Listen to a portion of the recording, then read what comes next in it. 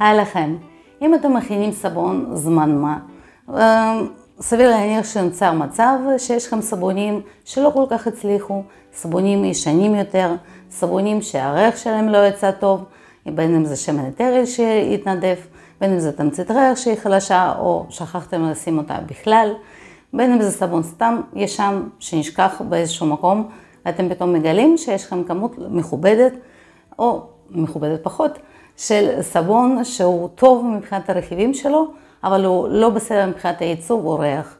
סבון כזה אפשר לעשות מחזור בכמה דרכים. היום נדבר על דרך שנקראת טרצו. המושג הזה בא מעולם הקרמיקה, הוא מתאר חתיכות יחסית גסות, נראות לעין, גדולות יחסית, שהן מושתלות באיזושהי יצירה אחרת. אז שמי ספטה טרוסו, בואו נכין סבון טרצו.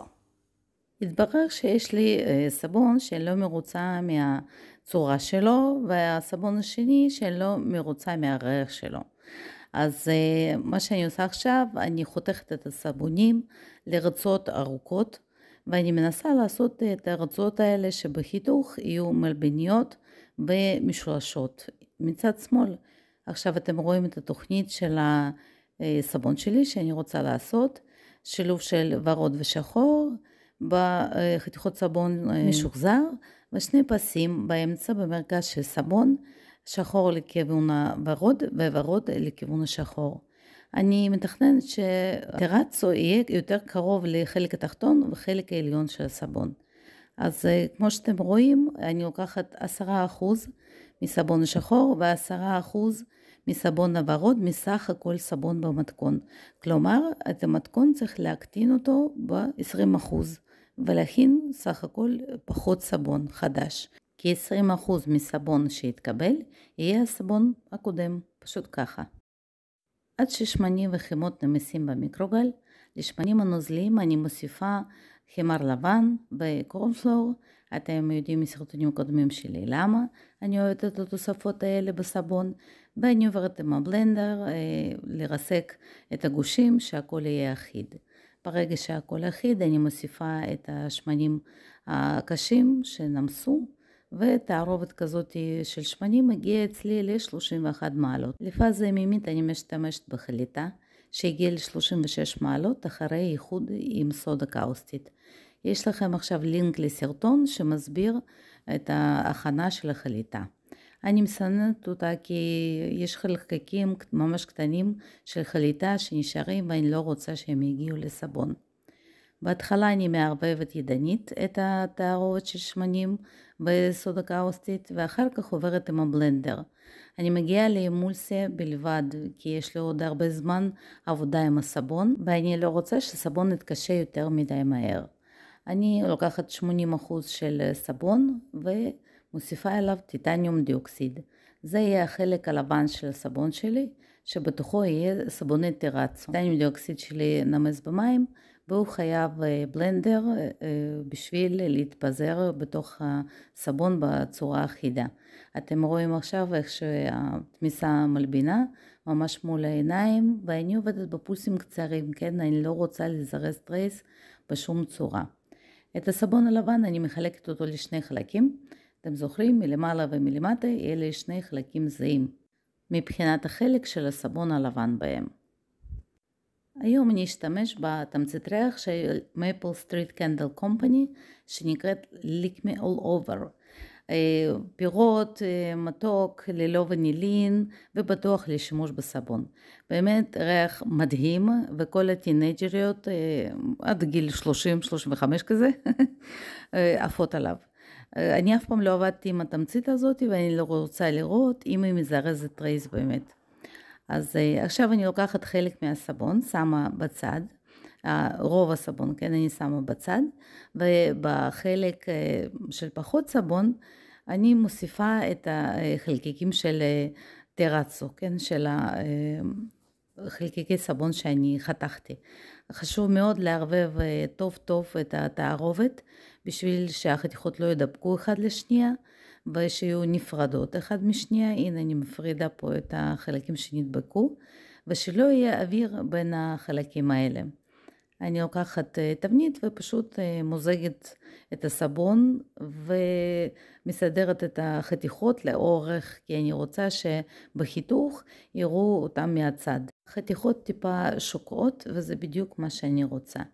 אני מנערת את התבנית להוציא בועות אוויר אם נכנסו בין החתיכות, ומפזרת מלמעלה שכבה של סבון לבן, בשביל שלא יהיה לי בליטות בסבון של סבון ורוד. והנה עכשיו אני עם הקיסם, אני מטביעה את החתיכות האלה, כי אני רוצה ששכבה הבאה תהיה חלקה לגמרי. אוקיי, מ-20% שאני שמתי בצד, חצי, אני לוקחת וצובעת לשחור עם פחם פעיל. פחם פעיל ייתן שחור עמוק ויפה, ואני מוסיפה את התמצית ריח, ואני כבר לקחתי בחשבון שהיא מאיתה את הטרייס, והריח שלה פשוט מדהים, וזה מאוד נדיר שתמצית ריח יש לה גם ריח טוב, והיא גם לא מזרזת טרייס, וגם ריח יחסית חזק, כן? אני מתארת לעצמי שהריח הזה יהיה מעולה גם בנרות. השכבה הקודמת התמצקה, ועכשיו אני מפזרת את הסבון השחור. אפשר לראות שהבלילה אחידה לגמרי, ואין פה חלקיקים כאלה של גריינינג, וממש כיף לעבוד עם התמצית הזאת. אני שמחה שבחרתי בה. ועכשיו אני פשוט מוציאה את כל הצבע השחור, מנערת את התבנית בשביל שהשכבה תהיה אחידה וחלקה, וממשיכה לשכבה הבאה, פס ורוד. עכשיו אני שמה את הסבון ליד בשביל לדמות את הצבע, את הגוון הוורוד הזה. אני השתמשתי לצביעת הסבון בחימר קאולין ורוד של ברמבלברי, ואני משתמשת בו עכשיו גם לצבוע את הפס הזה.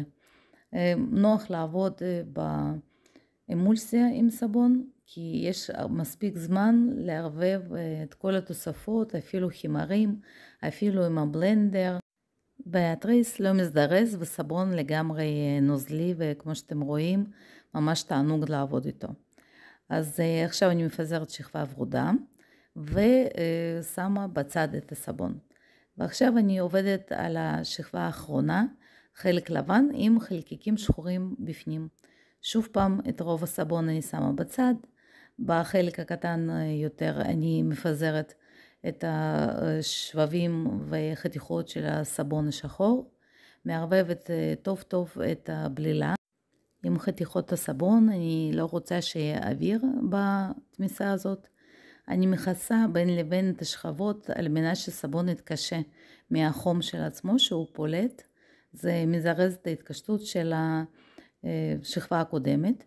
וקודם אני מפזרת סבון לבן, כי לפי תכנון שלי רוב החתיכות השחורות צריכות להיות בחלק העליון של הסבון. אז אני מפזרת קודם את השכבה הלבנה, מפזרת ככה עם הספצ'ולה שהכל יהיה אחיד, ועכשיו בעדינות מפזרת את השכבה עם החתיכות השחורות, ויש לציין שהסבון כבר מתקדם בטרייס ונהיה סמיך יותר, ויש לי תחושה שהחתיכות השחורות ייכנסו קצת לתוך הפס הוורוד שמתחת, הפס הדק.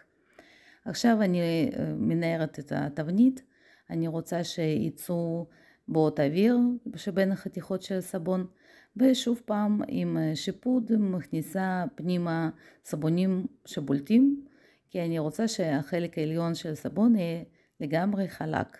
אתם יכולים לראות שהטרייס בהחלט מתקדם, ועכשיו הגיע כבר לרמה של טרייס לייט בינוני כזה.